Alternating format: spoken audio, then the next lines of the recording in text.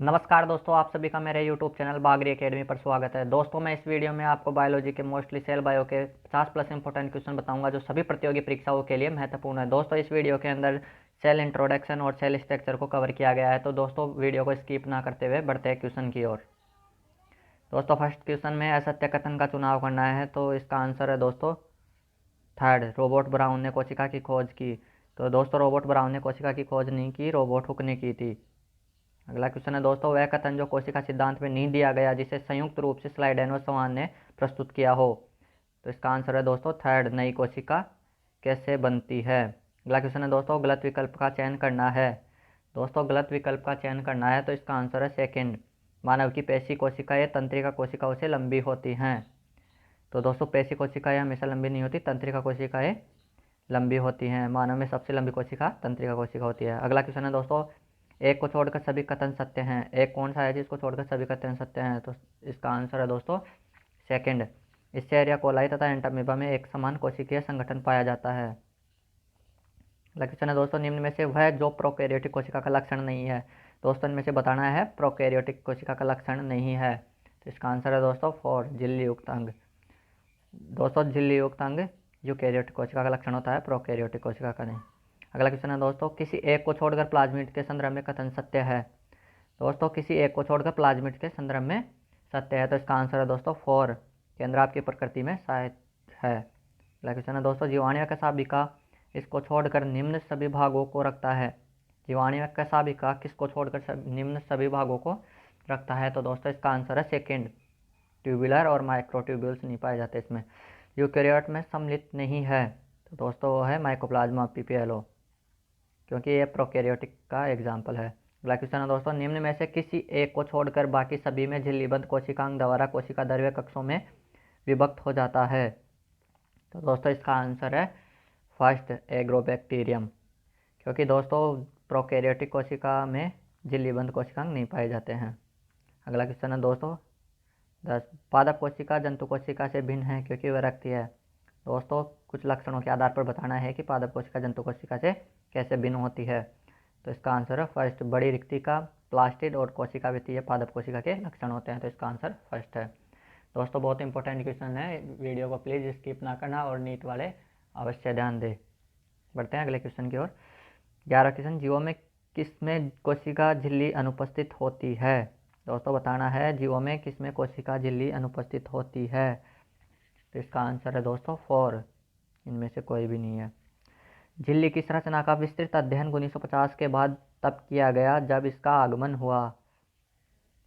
दोस्तों, कब किया गया 1950 में, जब इलेक्ट्रॉन माइक्रोस्कोप का आगमन हुआ। अगला क्वेश्चन है दोस्तों, कोशिका झिल्ली में बहुतायत से पाई जाने वाली लिपिड है। दोस्तों, बताना है कोशिका झिल्ली में कौन सी लिपिड पाई जाती है। तो इसका आंसर है दोस्तों फोर, फास्फोलिपिड और फास्फोग्लिसराइड। अगला क्वेश्चन है दोस्तों, झिल्ली में लिपिड का विन्यास इस प्रकार से होता है। दोस्तों, झिल्ली में लिपिड का विन्यास बताना है कि किस प्रकार से होता है। तो इसका आंसर है थर्ड, सिर बाहर की ओर और पूंछ अंदर की ओर होती है। निम्न में से कौन सा कथन कोशिका झिल्ली के लिए असत्य है। दोस्तों, कोशिका झिल्ली के लिए असत्य कथन बताना है। तो इसका आंसर है दोस्तों फोर, इसके बाह्य प्रोटीनों की तुलना में आंतरिक प्रोटीन कम होते हैं। दोस्तों, देखा होगा आपने स्ट्रक्चर में कोशिका झिल्ली में बाह्य प्रोटीन की तुलना में आंतरिक प्रोटीन कम होते हैं। क्वेश्चन दोस्तों, आंतरिक कोशिका झिल्ली प्रोटीन है।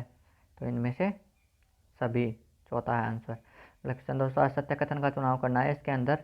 तो इसका आंसर है सेकेंड, तरल व्यवहार के लिए प्रोटीन जिम्मेदार होते हैं, न कि लिपिड। कोशिका झिल्ली की तरल प्रवृत्ति इसको प्रदर्शित करने योग्य है। दोस्तों, क्वेश्चन है कोशिका झिल्ली की तरल प्रवृत्ति किसको प्रदर्शित करने योग्य है। तो इसका आंसर है दोस्तों फोर, सभी को। कोशिका वृद्धि, कोशिका विभाजन, ताप बढ़ने पर तरलता का बढ़ना, झिल्ली द्वारा विभिन्न स्रावी पदार्थों की पारगम्यता। तो इसका आंसर है सभी। अगर एक पादप कोशिका की कोशिका भित्ति को हटा दिया जाए तथा इसे जल की बूंद में रख दिया जाए तो आप क्या अपेक्षा करेंगे। दोस्तों, बताना है कि इससे क्या क्या होगा। तो इसका आंसर है दोस्तों थ्री, कोशिका फट जाएगी। शैवाल कोशिका भित्ति इससे बनी होती है। शैवाल कोशिका भित्ति किससे बनी होती है बताना है दोस्तों। तो इसका आंसर है सभी से बनी होती है। क्वेश्चन है दोस्तों, एक कोशिका जिसमें कोशिका भित्ति नहीं होती उसे यह भी अनुपस्थित होता है। दोस्तों, बताना है क्वेश्चन में, एक कोशिका जिसमें कोशिका भित्ति नहीं होती उसमें यह भी अनुपस्थित होता है। तो इसका आंसर है दोस्तों हरित लवक।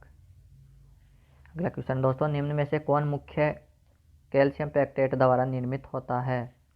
तो दोस्तों मध्य लैमेला, मिडिल लैमेला। गलत कथन का चुनाव करना है दोस्तों इसके अंदर, गलत कथन का। तो इसका आंसर है दोस्तों थर्ड, प्राथमिक भित्ति अत्यंत अप्रत्यास्थ होती है। अगला क्वेश्चन है दोस्तों, एंडोप्लाज्मिक रेटिकुलम और गोल्जी बॉडी लाइसोसोम तथा रेक्टिका सभी आंतरिक तंत्र के घटक हैं, क्योंकि दोस्तों तो इसका आंसर है थर्ड, इनके कार्य समन्वित होते हैं। अगला क्वेश्चन दोस्तों, किसको छोड़कर राइबोसोम सभी में पाया जाता है? दोस्तों बताना है किसको छोड़कर किस में नहीं पाया जाता दोस्तों, ये बताना है। इसका आंसर है दोस्तों गोल्जी बॉडी में नहीं पाया जाता। अगला क्वेश्चन है दोस्तों, कोशिका द्रव्य के अंदर कार्य करने वाली प्रोटीन किसके द्वारा बनती है? कोशिका द्रव्य के अंदर कार्य करने वाली प्रोटीन किसके द्वारा बनती है दोस्तों, बताना है आंसर। तो सेकंड है मुक्त राइबोसोम के द्वारा। जंतु तथा पादप कोशिकाओं का कोशिका द्रव्य पतली झिल्ली तंत्र द्वारा दो भागों ल्यूमिनर तथा बाह्य ल्यूमिनर में विभाजित हो जाता है। यह कथन किससे संबंधित है? दोस्तों कथन बताना है किससे संबंधित है। तो इसका आंसर है दोस्तों एंडोप्लाज्मिक रेटिकुलम से। अगला क्वेश्चन है दोस्तों, कोशिका से पदार्थों के परिवहन के लिए उनकी पैकिंग का कार्य किस में होता है? दोस्तों बताना है पैकिंग का कार्य किस में होता है। तो इसका आंसर है दोस्तों डोल्टन सर्कुल में।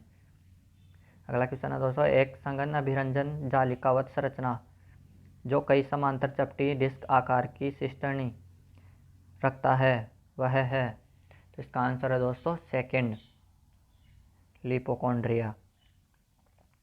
अगला क्वेश्चन है दोस्तों, निम्न में से कौन सा अंतःझिल्ली तंत्र के लिए असत्य है?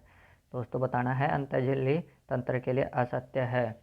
तो इसका आंसर है दोस्तों फोर, दानियाँ द्विविभाजन में सक्षम होती हैं। दोस्तों बहुत इंपॉर्टेंट क्वेश्चन है एग्ज़ाम के लिए, सभी एग्ज़ाम के लिए, ऑल कॉम्पिटिटिव एग्ज़ाम के लिए बहुत इंपॉर्टेंट क्वेश्चन है दोस्तों। तो प्लीज़ वीडियो को स्किप ना करते हुए वीडियो को देखते रहिए।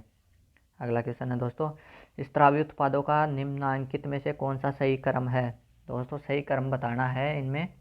तो इसका आंसर है फर्स्ट, पहले एंडोप्लाज्मिक रेटिकुलम, फिर कोश, फिर गोल्जी बॉडी का शीर्ष क्षेत्र, गोल्जी बॉडी का ट्रांस क्षेत्र, कोश, प्लाज्मा झिल्ली। इसका आंसर है दोस्तों फर्स्ट। अगला क्वेश्चन दोस्तों, ग्लाइकोप्रोटीन ग्लाइकोलिपिड के निर्माण का एक महत्वपूर्ण स्थल है। महत्वपूर्ण स्थल बताना है दोस्तों, वो है गोल्जी बॉडी। दोस्तों वो है गोल्जी बॉडी। अगला क्वेश्चन है दोस्तों, लाइसोसोम में निम्नांकित में कौन सा एंजाइम अनुपस्थित होता है? इसका आंसर है दोस्तों पॉलीमरेज। अगला क्वेश्चन दोस्तों, इनमें सत्य कथन को चुनना है दोस्तों। तो इसका आंसर है थर्ड, फर्स्ट और सेकंड। अमीबा में संकुचनशील धानी उत्सर्जन प्रासरण निम्न के लिए महत्वपूर्ण होती है। प्रोटिस्ट में कई कोशिकाओं में भोजन अंतर्ग्रहण के फलस्वरूप खाद्य धानियाँ निर्मित होती हैं। तो ये दोनों सही है। इसमें असत्य कथन को चुनना है दोस्तों, असत्य कथन को चुनना है। तो इसका आंसर है थर्ड, माइटोकॉन्ड्रिया जो कि कोशिका का शक्ति ग्रह है में डीएनए आरएनए राइबोसोम तथा एंजाइम पाए जाते हैं। इसका कारण है कोशिका से बाहर भी जीवित रह सकता है। अगला क्वेश्चन है दोस्तों, संरचनाओं का वह समूह है जो उचित अभिरंजन पादप कोशिका में एक प्रकाश सूक्ष्मदर्शी की उपस्थिति में स्पष्ट दिखाई देते हैं। दोस्तों इसका आंसर है थर्ड, एंडोप्लाज्मिक रेटिकुलम और गोल्जी बॉडी राइबोसोम। क्वेश्चन है दोस्तों, फर्स्ट एमाइलोप्लास्ट स्टोर संग्रहण जैसे आलू, सेकंड है एलियोप्लास्ट तेल तथा वसा संग्रहण, एलियोप्लास्ट प्रोटीन संग्रहण। उपरोक्त प्रकार के लवक सम्मिलित किए जाते हैं। दोस्तों ये बताना है कि ये जो तीनों लवक हैं ये किस में सम्मिलित किए जाते हैं। तो इसका आंसर है दोस्तों इसका आंसर है ल्यूकोप्लास्ट में। दोस्तों ये तीनों ल्यूकोप्लास्ट में पाए जाते हैं।